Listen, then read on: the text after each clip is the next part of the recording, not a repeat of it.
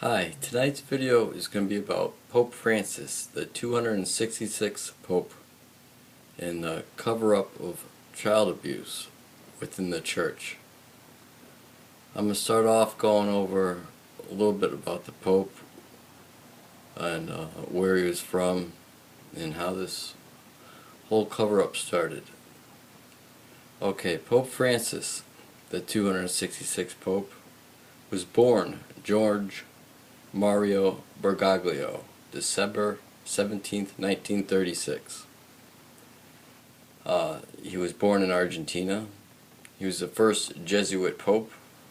Before his calling, he was a chemical technologist, and he also worked as a nightclub bouncer, believe it or not. It's true. Now, his parents left Italy in 1929 to escape Mussolini, and the family eventually settled in Argentina. Now, despite what mainstream says about him being a Latino Pope, he is not. He's clearly Italian, or mostly Italian anyway, 75%.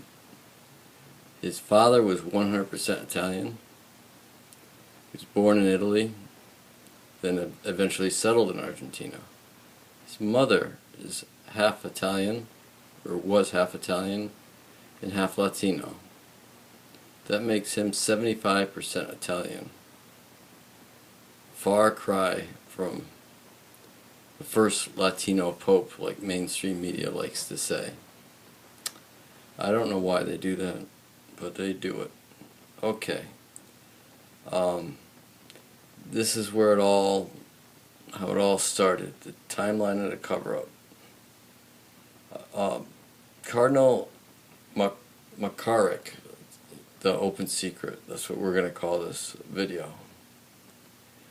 Pope John Paul II appoints McCarrick Archbishop, November 2000, of Washington, D.C.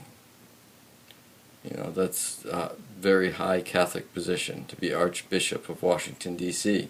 in America. Pope Benedict accepted his resignation May 6, 2006 at 75 years old. That's usually when people resign in the Catholic Church, 75 years old. Okay. But during this time, from 2005 to 2007, churches that McCarrick was affiliated to paid $180,000 in settlements for child abuse. And one of them was for $80,000 to Robert Carlock. There's a YouTube video I urge people to watch. Robert C-I-O-L-E-K. C-I-O-L-E-K. Robert. You go to YouTube and you put in that name, and when it says News 12 YouTube video, it's a very good one. It explains a lot of it. Also, I get a lot of information from Church Militant. There's a website, and there's also a YouTube channel, Church Militant. Okay, now that's what a lot of this is. A small amount of people compared to the thousands of victims, but this is what I believe will get Pope Francis in trouble. This McCarrick, the paying $180,000 in settlements. Now, May 16, 2006, Pope Benedict appoints Donald Wuerl, the new Archbishop of D.C. And his background is in Pennsylvania, and there's a lot of child abuse, sex abuse with minors in Pennsylvania. That's the #1 place in America where. So they're replacing a person who abused children with another person that abuses children. No, I mean, he doesn't necessarily abuse children, but they're replacing them with Wuerl, a person who is believed to have been covering up child abuse in Pennsylvania.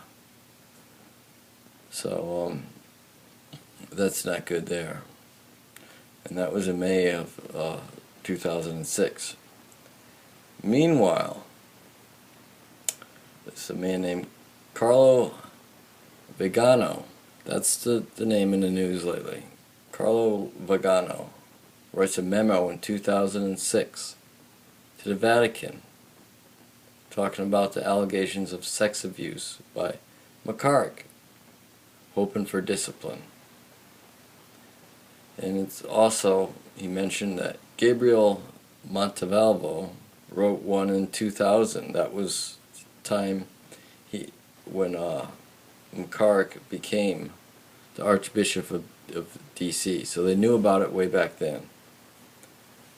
And now in 2007 he wrote again to Pope Benedict. This time McCarrick was disciplined. Benedict told him no more public masses. But when Pope Benedict retired or resigned, whatever you want to call it, in 2013, Pope Francis takes over after Benedict and removes all the sanctions and allows him to make public masses again. Okay. Now, he also made him trusted counselor, even though he must have known about all this child abuse from the records when he became pope that were left over. So, August 25th, 2018, that was about 5-6 days ago, Vagino releases the 11-page public letter, which many of you, of my viewers, probably heard about. Okay, now that it's made public, people are still at the stage where they don't know whether to believe Vagino or Francis, the Pope. That's for anybody to decide for themselves. But this is what happened. Now, today, the Pope tells Cardinal Donald Wuerl to leave the country. He's the one that is Archbishop of D.C. now. So, we don't know whether or not this is about all the scandal that was going on in Pennsylvania, where he worked before he went to D.C. to be the Archbishop, or not, because either way, it's still child abuse, and it's becoming known that it's fact now. Before, people didn't know what to believe. But so either way, it's either he's in trouble from Pennsylvania or to cover up in D.C. Now this is what they're afraid of. Why the Pope asked him to leave, because they're afraid of the Department of Justice opening a RICO case. A RICO case is a Racketeer Influenced in Corrupt Organizations Act of 1970. That means they want to investigate the church and it'll be all over the world, and the whole world will know about it. And the Pope doesn't want that to happen. So, if you're Catholic, this is very important. If you have children, this is very important. And it's also quite newsworthy. So, now my opinion, should the Pope retire or not?